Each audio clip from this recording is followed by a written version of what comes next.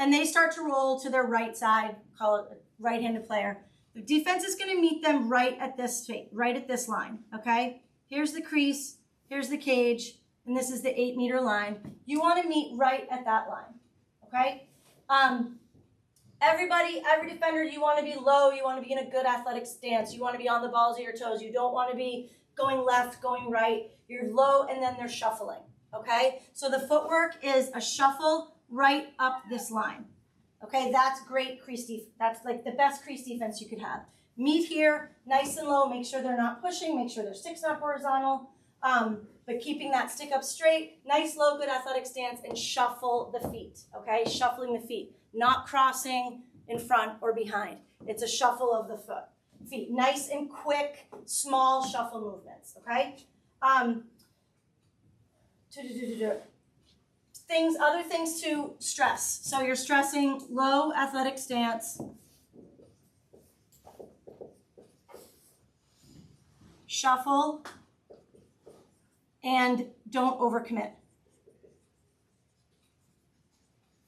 Is there 2 T's in that? I don't know. Don't overcommit. So make sure that when you're low, you're moving them up that line, because the attack's trying to get to cage, right? So they're going to be doing all sorts of things, all their dodges, all their fancy stuff that they've been working on in box drills, that they're trying to now get to cage with it. But all you have to do defensively, okay, all they have to do is stay low and force up this line, okay, and be ready to go back and forth up this line. Break their steps down. It's so hard for me when I see a defender come up to the line and they have these big steps, okay, big steps like that, they're slow. Someone's going to get right by them. Little steps up and down this 8-meter. We like to count to maybe 5. If we count to 5 and the attack hasn't gotten a shot off, hasn't gotten by him, it's a point for D. Okay? Really reward the defense in these situations. All right? It's hard to do crease defense, and that footwork is really, really hard. All right? But count to 5, have all the defense get in there. It gets the teams fired up. When we do it and they get a 5-second count, our defense goes bananas. It's a really good bonding thing, and it also gives, especially at your age groups, it gives them a lot of confidence that they can be good defenders. Basketball players are excellent at crease defense, okay? If you have girls that also play basketball, they transition to this really, really well. How much contact can you have between the defender and the offense? You guys can't have much, right? I mean, your sticks have to be like 10 and 2. You can't be pushing. You just can't push. Yeah. You just can't. Can't extend, yeah. If you engage the offensive player with your arms out already.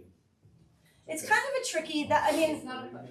It's not a push, but that what ends up happening is they end up kind of losing their balance and coming in, and then they push again. So that's why I would just stress low athletic stance, shuffle, keep your stick over here, and just don't overcommit, okay? Because by 3 seconds in a real game, you're going to have help, right? So if they can do that for 5 seconds, that's great. Yep. Another thing, like, on don't overcommit, coach always tells us, like, don't open your hips. Yep.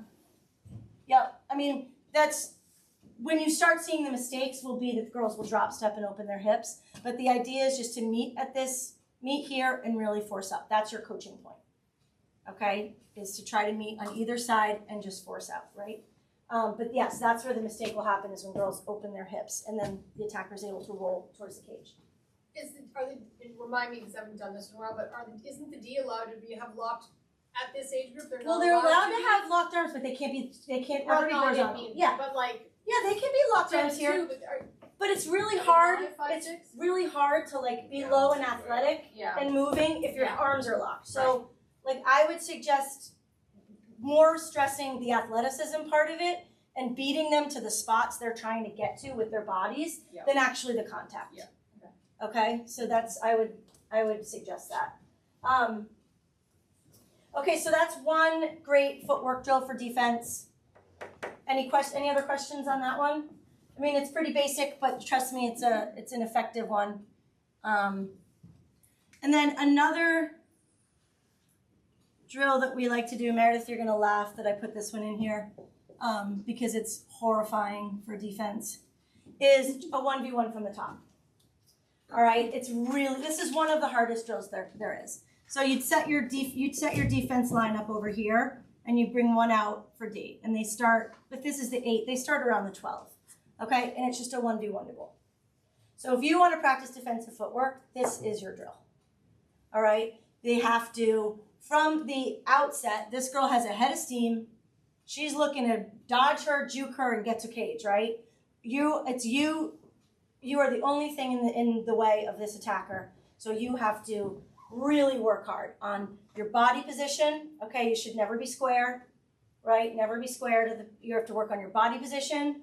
I wrote it down very effectively, so I'm going to read from it. Yeah, these are brutal, is what I wrote. So the first thing you want to make sure you're doing is slowing down the ball. Okay, the girls have to slow down the ball. This goes back to like kind of your defensive rules, right? Force wide. Someone always has to be on ball, so you have to slow down the ball. Right off the bat, and this is why I like to do them from the middle, because you don't know what side they're going to do. Defense should be picking a side. So if I'm coming down on Meredith, all right, if I'm coming down on Meredith, and here I come, she's not standing square like that, right? Because I'm going to glow right by her. Now, she's making me go this way. She's making me go to my weak side, which is fine. Like, for most of the girls, they're happy to go over to this side or switch left. But what Meredith doesn't want to do is if I try to go this way, she doesn't want to flip-flop like that. Okay, did you see that drop step? All right, because otherwise, we used to call this the windmill. Otherwise, you're just drop stepping all the way. Instead, if I try to go this way, Meredith wants to step up at me, okay, and make that contact, which is going to either make me back out and go again or go to my weak side. All right, do you guys understand? Do you guys get that concept? Okay, so you want to make sure, like, really, really work on girls, even if they end up getting beat. Again, this drill is so hard. So even if they end up getting beat, but if they can meet the ball carrier, slow her down, and force her to her side and keep her there, and even if she ends up getting around her, you know, if she forces her over here to this side and the girl ends up getting around her, that's okay. You've still done a really good job. You slowed her down, you picked a side, and you kept her to that side. All right? I was just going to ask, as they're coming down, are you thinking at the 8 they should be making contact or 12? Yeah, Or we 10? usually are like by the 8, so Okay. like 10. 10-ish. Yeah. What's I was gonna say, like, I always say, and when you're first doing it, like, you're probably going to get beat, but make sure that you're really over committing to that side. So you're really turning your body position. You have your stick in the direction where you want to force them. And when their first couple times they go, they're probably going to get blown by because that attacker does have so much steam. But the more they get into it and the more that they understand that they're the one dictating the point, dictating where that attacker can go, the better luck they're going to have as they progress, kind of stepping up, getting their body and their stick moving in the right direction, and then stepping up to make that contact. But if you're allowing them to do the drill here, they're going to be able, the attacker's going to go either way around them. This is giving them so much room to either dodge right or dodge left. But if I can dictate the way that they're coming down, now my attacker has to go into this lane. So I'm forcing her in a direction. So really try to get them, as a coaching tip for you, make sure you're proactively looking at their body positioning when it's a one-on-one, so you can see exactly what they're doing. And they're setting up in this way so that they're working on that specific position. Go squared in. So this is when I say square, do you guys see like your hips are square? It's a huge no-no. You should never, ever be this way in defense, ever. Okay? Never. Even when you're in the 8, all right? Your feet are always moving. You're never flat-footed. You're never on your heels, all right? The next thing, can I see your stick? I mean, the biggest thing you have going for you on defense, right, is that you can be loud. Your voice, that's part of your whole persona out there, okay? So defenders that aren't loud or girls that are really quiet, try to really get them to get confident in their voice, okay? It's important. It's important for the defense as a whole. The other thing, when like Meredith was saying, coming down, like making sure you're already starting here. I mean, one of the things I talk about is your feet. Like your feet should already be in the direction that she's going that way. If she goes out that way, that's great. But she's going that way. So get your feet already moving, get your hips already turned. But the other thing is get your stick up and be big. Too often I go to either select games or youth practices and I see girls playing defense like this. Okay, remember that stick is an extension of your body and you can get so much bigger with it. All right, you can be so big with your stick. Meredith, how tall are you? I lost an inch this year. All right. She's like a 5-foot defender at Maryland, okay? Like, you don't have to be 6 feet tall, okay? You can use what you have, and one of that is, like, your stick is nice and big, your voice is loud, and that athleticism using, like we said, making sure you're forcing them the places they want to go. But so I would say the biggest takeaways from this drill, and this is a tough one. This is a really tough one. Like if we have 3 or 4 girls actually be successful like time and time again, that's huge. But this footwork that they're doing in this is it's really important, and it's the kind of footwork that translates to transition into the 8 meter. Okay, so it's really important. Just maybe something you're going to do, but are you going to teach much or discuss much off-ball defense and body positioning, or drills to encourage seeing the player and seeing the ball, seeing your player seeing the ball? I can. I mean, that was more in the intermediate, but I can. Do you guys want more stuff about off-ball? Yeah, let me see. We can. Sure. All right, what I was going to talk about next is like proper double teams. Which incorporates off-ball. Yeah, proper double teams, and making sure that okay, so the 2 things, proper double teams and defending picks. So another thing, we talked about having rules on defense, right? Forcing out, always on ball. Another thing that you guys as coaches should do is kind of get a uniform language so that the girls understand what you're talking about, and then they can use that language on the field and they understand what each other are talking about. I know, like Coach Murphy, we worked together this winter, and on the boys' team, when they're asking for the ball, they say help. And the girls are like, no, we only say that on defense. So it's important to make sure, like, you may come in with a phrase that you used to use, but the girls don't understand what that means. So just make sure you're all on the same page. I used to have, when I was first coaching, I used to have a dictionary. So that all the girls, we were all on the same page with terms, what they meant, and everybody used all the same terms. So we're going to, first for double teams, okay? The biggest thing that happens in double teams, which most of you guys teach that, right? Teach to double, teach to crash, okay? So the biggest thing is that when the doubles come, that you don't seal them, okay? So to create a proper double, all right? Mary, maybe we should do this together. Sure.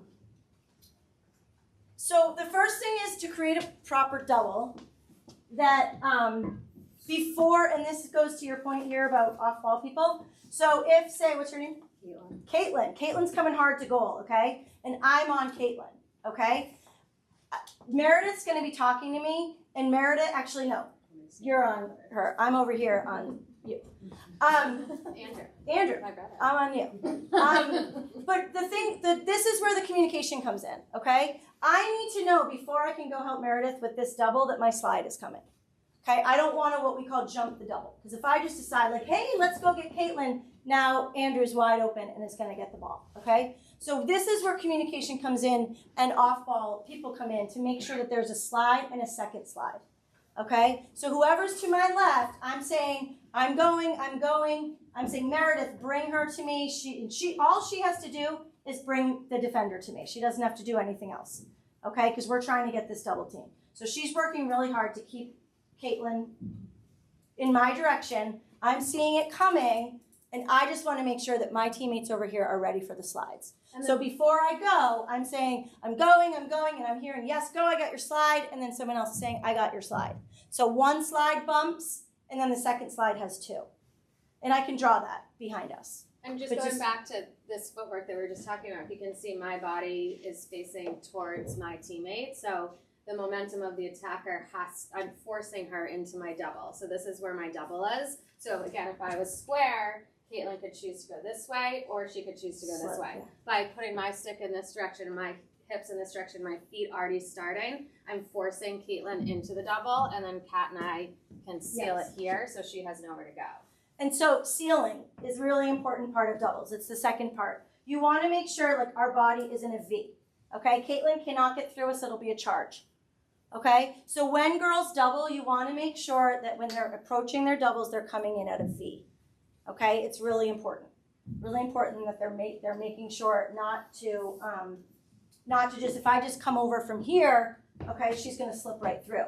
Or I'm going to have my stick out and she's going to foul. So I want to get there with my stick and body nice and low, okay, nice and athletic, and make sure we seal this double in a V. So when you do that, how do you avoid to be in shooting space? Well, it won't be shooting space because she has the ball and we're within a stick's length. So it wouldn't be You have to shooting far- space. So you have to be Close. far enough that you're not gonna be in shooting space. So this stuff is all done in the 8 typically, like, I mean, unless you're talking about a redefend, but so you pretty much, if you're going to double, you wouldn't ever be in shooting space. What you have to watch is the off-ball people, that they're not in 3 seconds, or that somebody doesn't slip behind and they get in 3 seconds. Shooting space. But the actual people doubling would rarely ever be in shooting space because they're within a 6 length. If she gets closer, then you can be in shooting.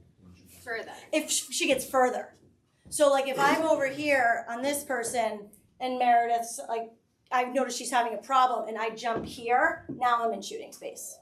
It's more if they slide below So the it's a high. timing. It's a timing too. It's a timing and it's really making sure, right. I mean, you want to always be sliding like kind of on a diagonal up to your doubles. Yeah, that should be happening. I mean, this is all between- really like way advanced.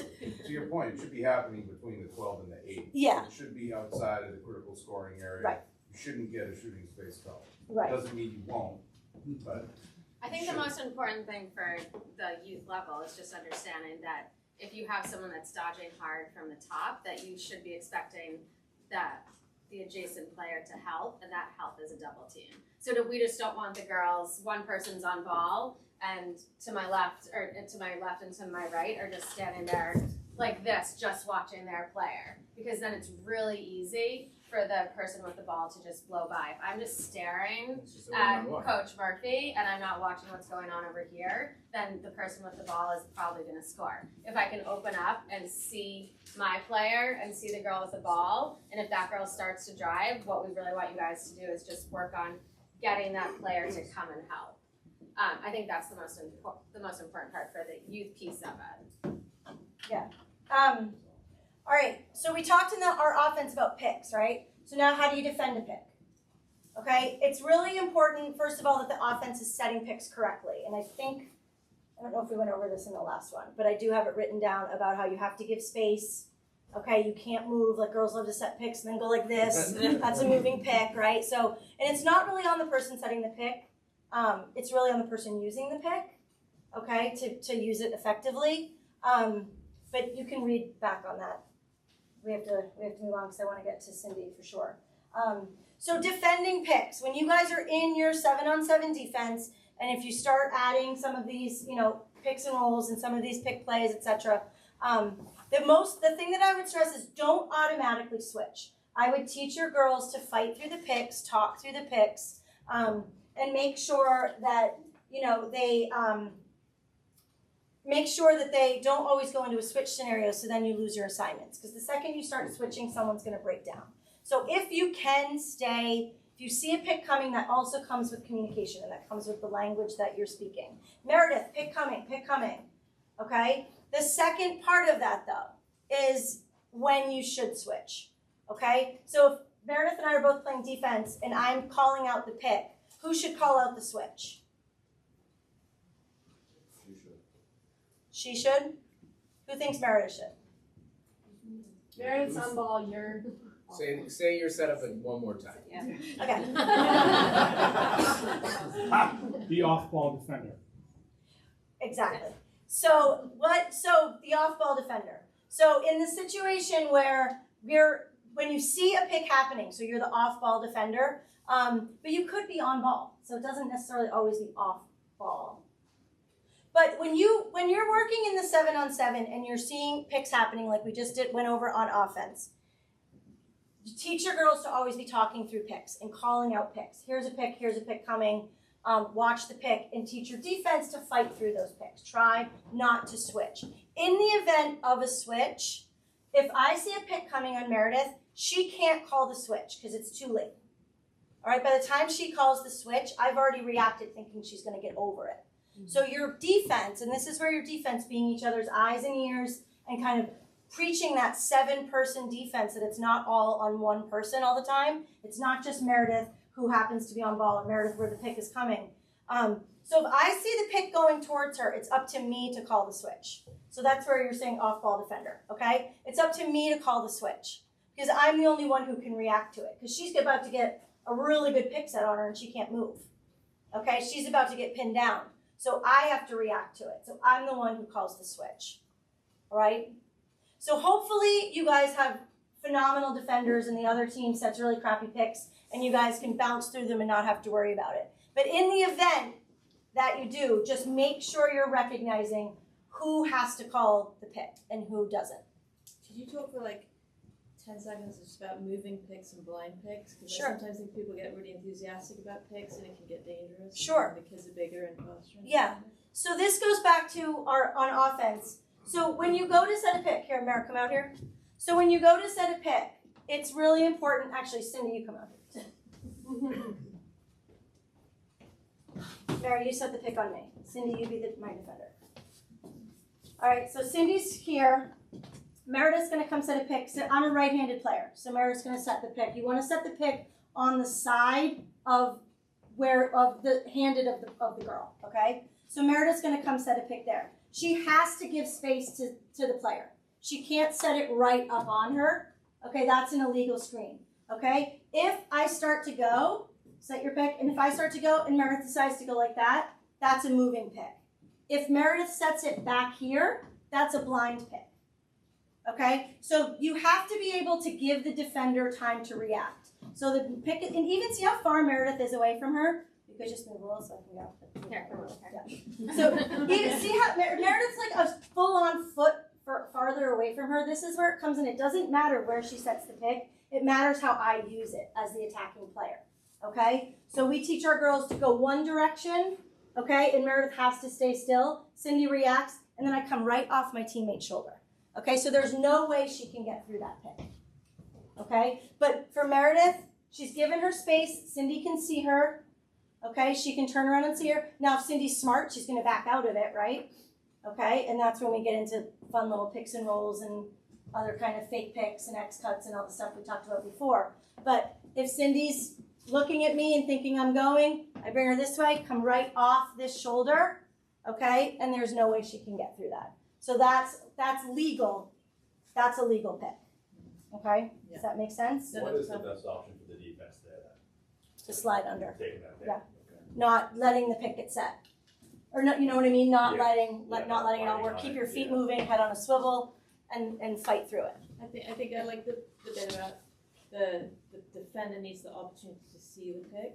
Mm-hmm. Like, so you can't be defending somebody running through transition and have someone just be like a wall that you run into. Right. Right. Yeah. You have to always give time, especially if you're setting you see a lot of screens in college that they do, which aren't blind picks, even though the defense doesn't see them, but they're not the same because they're not set specifically on ball. But if you're going to set a pick on ball, you have to give space. The defender has to be able to see you out of your peripheral vision, and you cannot move. Okay, even like this, like girls get excited. Ooh, go. Is there a difference if it's off ball? The rules change? Or No, off pretty ball's much the same. Yeah. Yep, off ball's the same. Yep. All right. So all the things we talked about, the doubles, defending the doubles, switches, the double teams, the footwork on the double teams, all of those should be, when you do your 3v3s, when you're talking about the offensive concepts that we were talking about, that's when you teach these defensive concepts. Okay? All of these defensive concepts are taught the best in a 3v3 scenario because it really breaks down easily where you can see the double being drawn, someone tries to go through it, they try to create a drawn dump, right? So on the offensive end, so now your defense is working really hard in unsealing that double and somebody has two. And there is a slide there. So the 3v3s are a great way to fight or to practice all of the things we just talked about in the 8-meter defense stuff. All right, I have player up and player down drills, but I think you guys, maybe I'll do one of them the next thing, add it to it, because next session I'm doing all drills. It's just all transition drills. So I'll add that to it because I want you guys to hear from Cindy. Try to move this. I don't know what this is. I don't know. Can we move that? What do we do? Sure. I don't know what it. Sorry. That's one way to do it. There's a, Cindy, will you I have just to introduce do a yourself? little demonstrate, yeah. Okay. My name is Cindy Doyle. I'm the Newburyport varsity goalie coach. I've been with CAP for eight seasons. I was a Division I lacrosse goalie, and So just so we can get started, just so for everyone, so I know, because it's helpful. Anyone in the room play lacrosse goalie? Okay, good. All right, good. Okay, and you as well? Awesome. Okay, so we've got I have some help in the room here if I need it. So, okay. Let's transition here to think about advance. So the big thing with lacrosse goalie and sort of starting it from even in the high school level down to the youth is going into this season. One of the biggest differences I'm going to make, because I also coach our 3-4 teams. I'm actually at the very beginning of this season going to have the girls sign up in advance for all of the games. So we're going to go through the game schedule. I got this idea from the Marblehead coach. I think that we have to do a better job at the youth setting to set these girls up to be more successful in the games in season. I think it's really, really difficult for these girls to come in and try to learn this position and enjoy it in such a short amount of time. So one of the things we're going to do at the very beginning of the season, we're going to have them sign up for the games, and then from there, the practice leading up to that, if I don't have a full-time goalie all season, they're going to get in goal for those 2 practices leading up. So then by the time they get into the games, are in a much better situation and hopefully are going to be a little bit successful. So probably the most important thing to focus on when teaching any goalie is just the simple weight balance and just the stance. Even at the high school level, when we go play varsity teams all over the Northeast, I am very surprised that a lot of these goalies aren't even doing the very simple basic rules. And when I think about where we are in lacrosse, I think some of the things that we focus on youth, we might be watching what college goalies are doing, and I think we need to be really focused around teaching fundamentals, and then when these goalies are ready, giving them these additional kind of really impressive things like working on split saves, for example, for a varsity goalie, because we're seeing that at the college level. In youth, we really have to hyper-focus on the fundamentals to kind of set them up for success. So a couple things. If this is the goal line behind me, and this is the goal behind me, the big thing is for every single goalie, please get them off the line by at least a step or a step and a half. I have my goalies do a step and a half. The goal is 6 feet wide, which means for every goalie it's different, but most goalies on average, it's a 5-step arc. So just cut a circle in half, put it down in front. The step and a half off is the top of their arc, and then it should be a really clean 2 steps to the post and 2 steps to the post on both sides. The reason why we do this is we want to teach them to be agile and to be constantly aware of where they are in relation to the ball. So 75% of this position is basically a math equation, right? So there's way more surface area if I'm back here. There's a lot more goals to score. The angles are harder. You factor in the speed of the ball, it's a lot harder. If I get off about a step to a step and a half off the goal line, and then I move with the ball, and I'm squaring up with the post, and then it's step, step, step, same way on this way, have them work their arc back and forth. I have goalies do this at all ages, actually, with their eyes closed. I haven't been in the goal in 18 years, and I can still do it without even, I can still do it as if I was in college, right? Because it's really just, goalie's all about muscle memory and repetition. The next really big important thing is to focus on how they're standing. So athletic position, fairly wide, have their feet facing forward, maybe a little turned out. There's a lot of movement right now with goalies about doing this thing where they point out. Some goalies it works for. Part of this is understanding that every goalie is wildly different. So every time I get a new goalie into the varsity, I'm not teaching her how I want it done. I'm actually trying to figure out what she needs to be successful based on her strengths.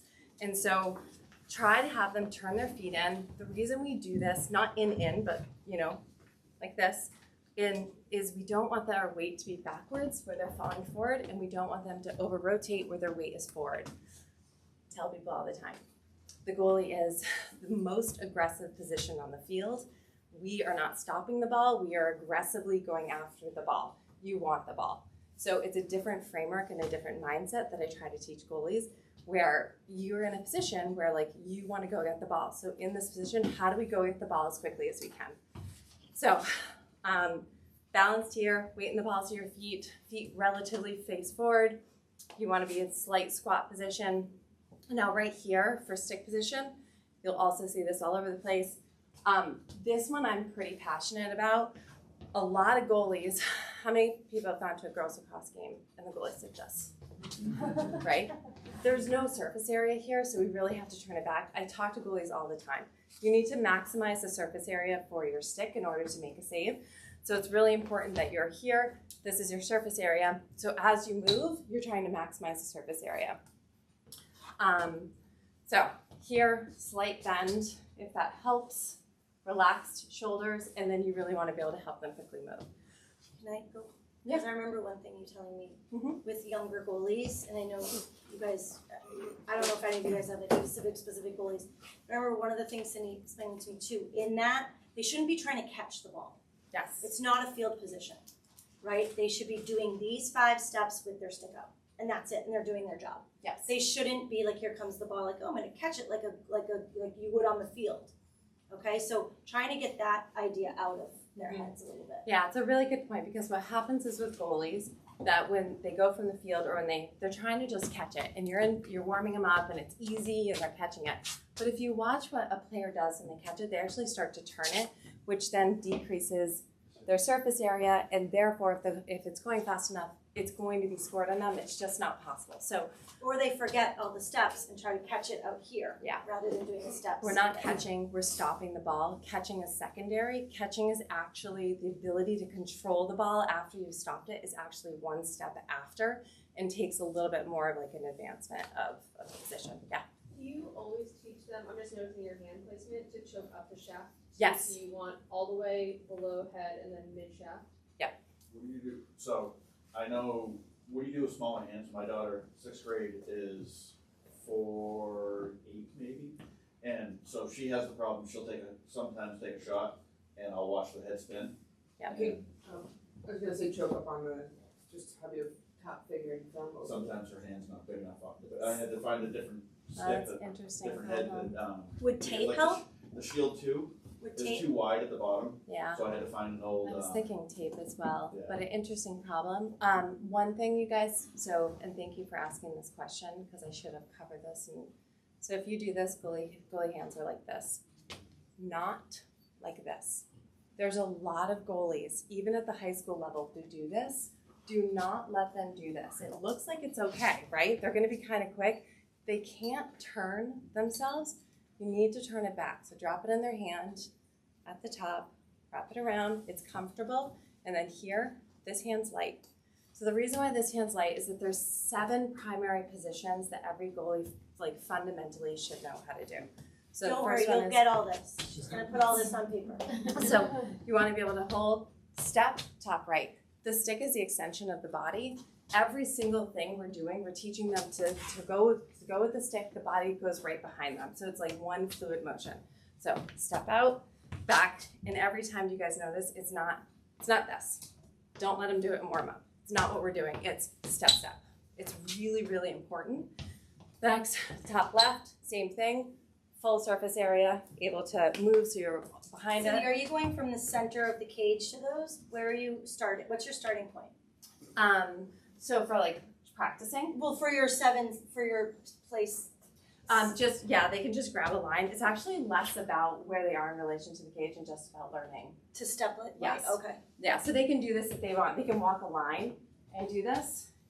I used to just I call them 21s. 3, 3, the middle ones, which I'll show you guys because the middle ones always trip people up. Like this. Do you see how my stick is landed? It's like this because if the ball hits, it's going to go straight down so that I can then control the ball. Same thing on this side. Step, it hits down. I can control the ball. I'm forcing the ball down, and my body's behind it because this is obviously the hardest save for most goalies and the one that ends up getting scored on. And then the 3, the 21s are down at the bottom. In here, this is a hard step. You have to be pretty agile to be a good lacrosse goalie and be able to do this. So getting girls to not be lazy and to work on their sheer speed of doing this is actually really important. This one, so I'm gonna say for youth, work on the front step. Can anyone tell me why the front step probably doesn't matter? If the step reduces your angle, the front step actually doesn't do anything. It actually slows you down and increases the chance for it to be shot directly between your legs, but it's a little bit more advanced and where you just try to get them to step and move towards the ball, and then the same on the left-hand side. So those are like the primary steps. So if you want to teach girls, you have a girl who wants to learn, have her do 21s to start practice. Just 3, 3, 3, 3, and then 3, 3, 3. You can also put a TheraBand around the legs so that when they step on one leg, it helps like remind them to bring the second leg up. Good idea. And sometimes I've tied a shoestring between the head of the stick and the helmet, so that you really have to follow, like your body's following where the shot goes. Yeah, that's a good idea. I find when I teach like younger goalies, they tend to like step laterally, and it takes a while for them to get it. But they should always be stepping on 45 to the ball. Exactly. And it's hard right now because even like I'll have parents of high school goalies that'll be like, I'm seeing a lot of lateral steps in college, which we are, but that doesn't mean we shouldn't focus on the foundations in youth, because lateral steps are different and have a different, the ball is going so fast and those goalies are so quick that a lateral step is actually one of the only way that they can save it. But right now it's a game of math, right? Where we're trying to cut down the angle and we're trying to cut down on the speed. Yeah. Particularly with the younger, but with the 7 and 8s or the 5 and 6s, I think it's important to give them permission to miss the ball. How many times have they let it go by the first time they let it go through and they're deflated? But the game's going on, and they're so angry at themselves, they let their team down. And quite frankly, I've never been to that many lacrosse games where there's been a shutout. So goals are going to be scored. Yeah. Our job is to keep more of them out than we let in. I always say to my goalies, I'm like, you know what's going to be true today? The one truth in this game that we know is you're going to get scored on. That's just the reality of the situation. So like, let's just go ahead and get that past us, because this is a high scoring game, and like you have to be okay with scoring. Every time someone scores on you, it's an opportunity to think about what you did, improve, and then move on. So it's really, really important that you just get goalies to just consider that they're going to get scored on, and that's okay. Usually a lot of the really strong college goalies, this one's better, they tend to be like pretty serious type A personalities. So what's attracting them to the goal is actually what's making it like the hardest for them to be successful. So it's really important to give them that mental toughness. Just want to give you guys, so a really good warm-up drill that I'm like, is probably my favorite. I don't miss a day without doing it with my high school goalies, is I do 4 corners. So the purpose of 4 corners is I stand a little closer than she wants me to. So like just use your judgment with youth. But she is a step and a half off the line at the top of her arc. And basically my goal with her is I want it to be predictable. I want her to save all of these shots, because it's actually not about anything but building muscle memory and making sure her angles are covered. So if she's in the center of the goal, I'm a little closer than she wants me to be. I shoot 10 here in a row, 10 here in a row, 10 here in a row, and 10 here in a row. And as a coach, what I'm looking for is I shoot on her. I want her to be, when she steps, if she's using that shot for the top right, I want to make sure that that corner is covered conceptually. So if I'm shooting over there and she's stepping here and this entire right-hand side is open, I'm actually learning that her step is not at a good enough angle. So she's trying to step towards the ball to cover whatever step is required, and it varies based on the size of the goalie and how far off the line they are. So it's not like a hard and fast rule. You have to watch it and sort of help them along the way. So make sure that when they're doing this drill that they're stepping out. Yeah? To build off of that, I find it more effective if coaches do it. We used to have the other kids warm up your goalie, and it becomes a problem because the kids are thinking their job is to score. Yep. And from my perspective, it's getting my goalie confident. They're making every single stop, and they're going into the game with momentum versus I just let up 6 goals. Yeah. So bring the coach in or the assistant coach. Get more parents involved. Here's your job. Just I'm sure you guys can imagine, I only played lacrosse goalie, I'm not a very good shot. I've gotten a little better working with Kat, but I do the warm up for the goalies, right? The goal is not to score. The goal is to make sure that their fundamentals, because it's muscle memory. That's all it is. Like being able to react how they're supposed to without thinking about it is what the goal is of training these goalies to get better and really what we're trying to get to. Just something to build off of that. If you're still having a problem with your goalie missing those corners, flip them, have them actually step towards the goal. And I had to do it with a goalie with a broken hand last year, who was a caged animal and wanted something to do. It was top left, top right, so they could see how much of the goal they were actually covering too at the same time. I switch positions a lot with my goalie. One thing it feels kind of stupid, but to be honest with you, it does work. If you have a goalie who's really struggling to understand the point of angles and stepping out at an angle, you tie a string here and here, and you pull it back with the ball, and you can basically hold this and walk along. And if you put your goalie in between, your goalie will actually see what angle they're supposed to be in to cover the entire goal. Does that make sense? It goes back to the arc she was talking about. That Yeah. process. So as this moves, and they step and move, they can step up to make sure that they're at the string. It works as well for field hockey goalies as well. It's a good drill for field hockey goalies. We have to. I know we have to move on, but one other drill that I love that you do for a warm up is when they have to do the shaft. The flip. Yeah. Yeah. So there's a bunch of different reasons why I think goalies fail in general, but one of the top 3 ones is they lose sight of the ball. So a big thing is what we need to train them as coaches is that with every one of the steps, they're making the save, it's going to their stick. They need to watch it from the point it's in the stick, in flight, into their stick, and they need to save the ball that way. A good way to do this is you basically have a goalie get into goal, flip the stick upside down, have a bucket of balls, and you just toss it to them, and they step out and they hit it over and over again. Because this is so narrow and small, it actually really forces them to hyper focus on the shaft, and it's just a really good warm-up drill to get them more comfortable.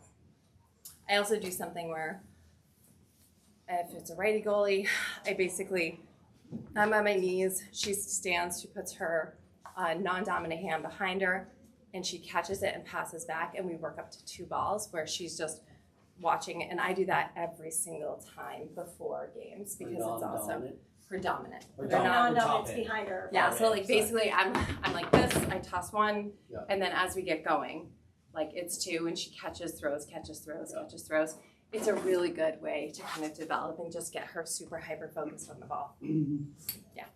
I'm happy to answer any questions if I can help any of you guys. I'm very passionate. I want every goalie in Massachusetts to be successful.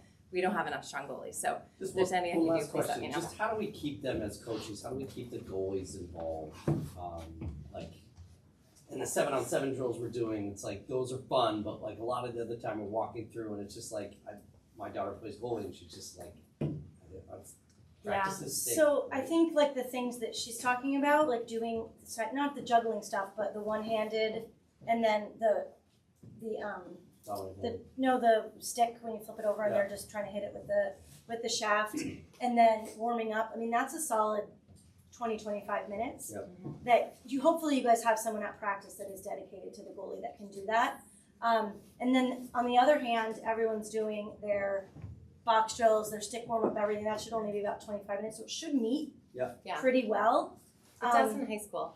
Because then we're going to get into kind of transition drills, which should go in between the stick work and the transition, and then get into kind of the 7-on-7 at the end. And the goalies are part of all of that.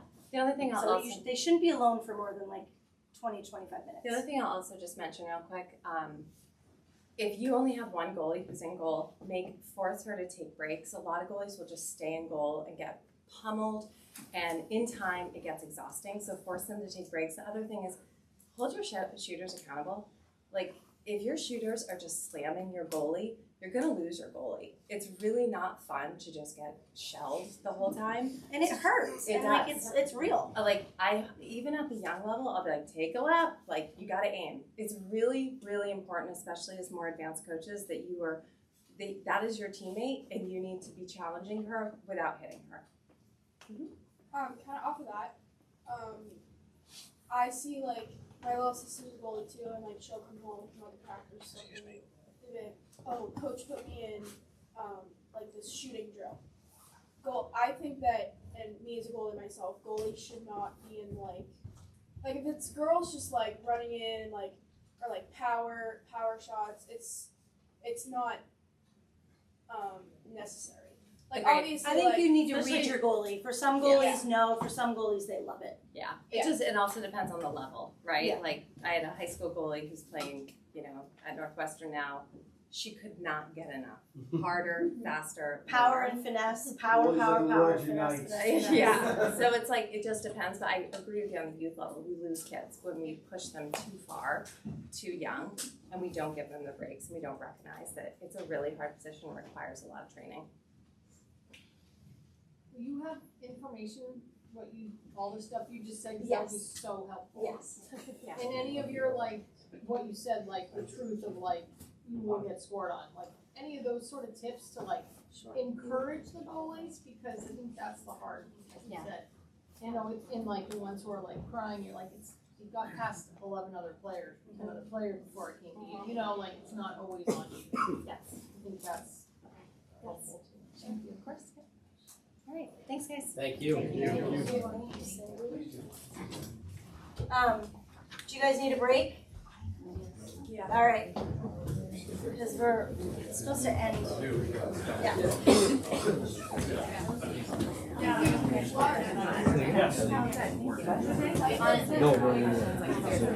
How are you?